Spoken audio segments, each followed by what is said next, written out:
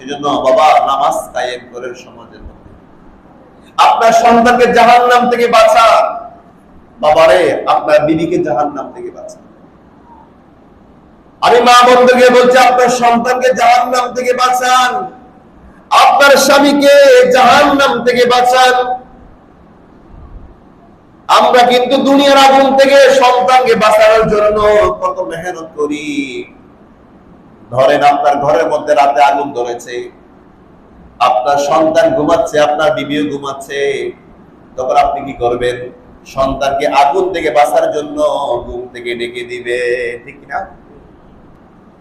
ও আমার মা, ও আমার বাবা, আপনার পরিবারকে বাঁচার জন্য, আগুন থেকে বাঁচার জন্য আপনি ঘুম থেকে ডেকে দেন, দুনিয়ার আগুন থেকে বাঁচার জন্য ঘুম থেকে ডেকে দেন, কিন্তু পরকার আগুন থেকে বাঁচার জন্য আপনি কি কখনো আপনার সন্তানকে ঘুম থেকে ডেকে দিয়েছেন?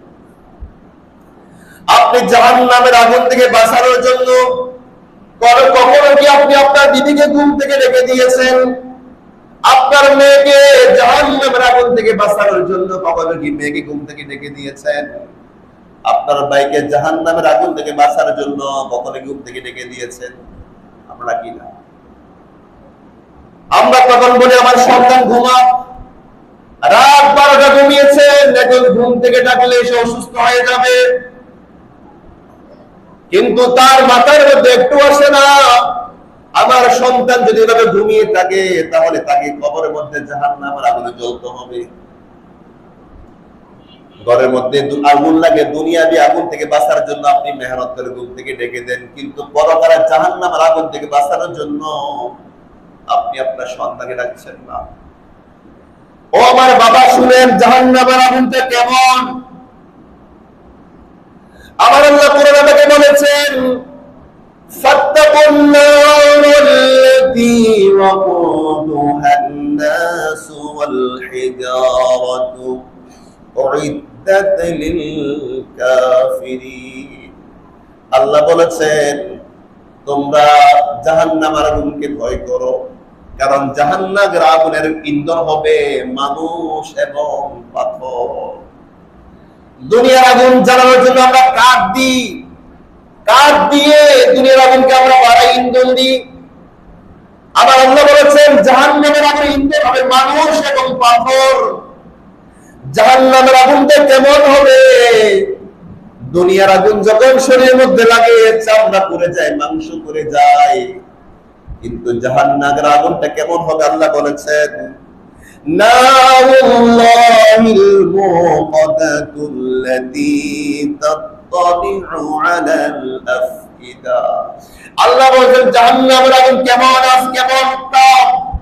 জাহান্নামের আগুন যখন চামড়ার মধ্যে লাগবে, শুধু চামড়া পড়বে তা নয়, আপনার কলম পর্যন্ত পুড়ে ছাই ছাই হয়ে যাবে। আগুন লাগবে এখানে, কিন্তু অন্তর হৃৎপিণ্ড পর্যন্ত পুড়ে যাবে। দুনিয়ার আগুন যখন হাতের মধ্যে লাগে শুধু হাত পুড়ে যায়, কিন্তু জাহান্নামের আগুন দেহের সাথে লাগার সাথে সাথে, চামড়ার সাথে সাথে আপনার হৃৎপিণ্ড পর্যন্ত পুড়ে ছাই হয়ে যাবে। জাহান্নামের আগুনটা কেমন? জাহান্নামের আগুন বুখারী শরীফে আমার রাসূল বলেছেন নারুকুম জুজুম মিন 70 জুজআন মিন নারি জাহান্নাম। দুনিয়ার আগুন হলো জাহান্নামের আগুনের 70 ভাগের 1 ভাগ। দুনিয়ার আগুন হলো জাহান্নামের আগুনের ধোঁয়া বলেছেন। দুনিয়ার আগুনকে আপনি এত ভয় করেন, দুনিয়ার আগুন থেকে সন্তানকে বাঁচানোর জন্য তো মেহনত করেন, কিন্তু আপনি আপনার সন্তানকে যদি ভালোবাসেন অবশ্যই আপনার সন্তানকে জাহান্নামের আগুন থেকে বাঁচাতে হবে, হবে কিনা? এখন আমরা নিজে নামাজ পড়লে হবে? আল্লাহ বলেছেন ইয়া আইয়ুহাল্লাযীনা আমানু কু আনফুসাকুম ওয়া আহলিকুম নারা। এই ইমানদাররা তোমরা জাহান্নাম থেকে বাঁচো, তোমাদের পরিবারকে জাহান্নামের আগুন থেকে বাঁচাও। ও আমার মায়ের, ও আমার ভাইয়েরা, ও আমার বাবারা, পায়ের হাত থেকে বলছি, সন্তানকে যদি আপনি সত্যি ভালোবাসেন, বিবিকে সত্যি ভালোবাসেন, জাহান্নামের আগুন থেকে আপনি বাঁচান। শুধু নিজে নামাজ পড়লে হবে না, সন্তান তো নামাজ পড়ার জন্য ডেকে দিতে হবে। আপনি ফজর নামাজ জামাতে পড়তে আসলে হবে না, শুধু আপনিও জামাতে নামাজ পড়তে আসবেন। আপনার সন্তানকে জাহান্নামের আগুন থেকে বাঁচানোর জন্য ঘুম থেকে ডেকে দিতে হবে। আপনার বিবিকে জাহান্নামের আগুন থেকে বাঁচানোর জন্য ঘুম থেকে ডেকে দিতে হবে। যেমনি ঘরে আগুন লাগলে দুনিয়ার আগুন থেকে বাঁচানোর জন্য ঘুম থেকে ডেকে দেন, কবরের জাহান্নামের আগুন থেকে বাঁচানোর জন্য সকালে আপনি উঠার সাথে সাথে আপনার পরিবারকে ঘুম থেকে ডেকে দিতে হবে। সুবহানাল্লাহ। ও আমার বাবা শুনেন, আমরা ঘুম থেকে উঠে আমাদের বিবিকে ডাকি না, সন্তানকে ডাকি না, তখন আমরা মনে মনে ধারণা করি ঘুম থেকে ডেকে দিলে তার ঘুমের ব্যাঘাত ঘটবে। ঘুমের ব্যাঘাত ঘটবে। আপনার সন্তান ঘুমিয়ে থাকলে তাহলে সন্তান মারা যাওয়ার পর জাহান্নামের আগুনে জ্বলতে হবে। আমার নবী হাদিসে আগে বলেছেন, আবু দাউদ শরীফের হাদিস, আমার রাসূল বলেছেন, রাহিমাল্লাহু রাজুলান কামা মিনাল লাইলি ফাসাল্লা ওয়া আয়qadha imra'atahu ফাসাল্লা ফাইন আবাত নাদহা ফি ওয়াজহিহা আল-মা।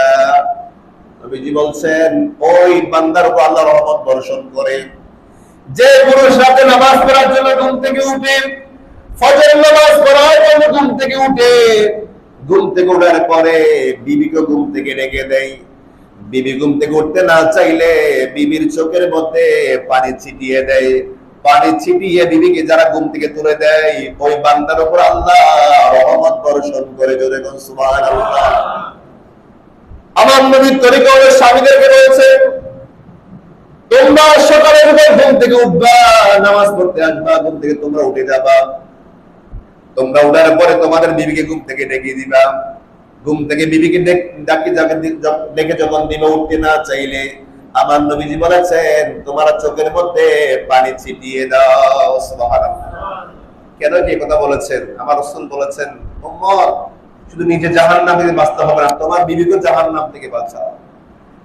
তুমি ঘুম থেকে ওঠার সময় তোমার বিবির চোখে পানি ঢেলে দিবা, তোমার সন্তানের চোখের মধ্যে পানি ছিটকে দিবা, সন্তানকে ঘুম থেকে ডেকে দিবা নামাজ পড়ার জন্য, জাহান্নামের আগুন থেকে বাঁচানোর জন্য। কারণ জাহান্নামের আগুনটা বড় কঠিন আগুন, যে আগুন শুধু চামড়া পুড়বে না, পেটের সমস্ত নাড়িগুলো সবগুলো পুড়ে দেবে। সেজন্য নিজে জাহান্নামের আগুন থেকে বাঁচতে হবে না। কু আনফুসাকুম ওয়া আহলিকুম নারা, নিজ জাহান্নামের আগুন থেকে বাঁচাও, পরিবারকে বাঁচাও। সুবহানাল্লাহ। আমার নবী আরো বলেছে, রাহিমাল্লাহু ইমরাতান, ও সমস্ত নারীর প্রতি আল্লাহ রহমত বর্ষণ করে। আমাত মিনাল লাইলি ফাসাল্লাত ওয়া ইউকাদাত জাওজাহা ফাইন আবি নাদহাত ফি ওয়াজহিল মা। নবীজি বলেছেন, সমস্ত নারীর প্রতি আল্লাহ রহমত বর্ষণ করে। যে নারীগুলো সকালে ঘুম থেকে নামাজ পড়ার জন্য উঠে, নামাজ পড়ার জন্য উঠে নিজ নামাজ পড়ে স্বামীকে ঘুম থেকে ডেকে দেয়, সন্তানকে ঘুম থেকে ডেকে দেয়, তারা উঠতে না চাইলে চোখের মধ্যে পানি ছিটিয়ে দেয়। যারা চোখের মধ্যে পানি ছিটিয়ে সন্তানের ঘুম ভেঙে দেয়, স্বামীর ঘুম ভেঙে দেয়, ওই সমস্ত নারীর প্রতি আল্লাহ রহমত বর্ষণ করে। সুবহানাল্লাহ। এই আপনার জীবনে করেছেন? বুকে হাত দিয়ে বলতে পারেন, হুজুর আমি ঘুম থেকে ওঠার সময় আমার বিবিকে ডেকে দিয়েছি, আমি উঠতে না চাইলে আমি চোখের মধ্যে পানি ছিটিয়ে দিয়েছি। এই এমনটা জীবনে কে করেছেন? করেন না বাবা। কিন্তু আপনি ঘরের মধ্যে যে আগুন লাগতো, ঘরের মধ্যে পানি উঠতো, তখন ঠিকই সন্তানকে ডেকে দিতেন। আপনি ডাকতেন না? সন্তানের জান বাঁচানোর জন্য ডেকে দিতেন, দুনিয়ার আগুন থেকে বাঁচানোর জন্য। আপনার কি মন চায় না আপনার আদরের সন্তানকে জাহান্নামের আগুন থেকে বাঁচানোর জন্য?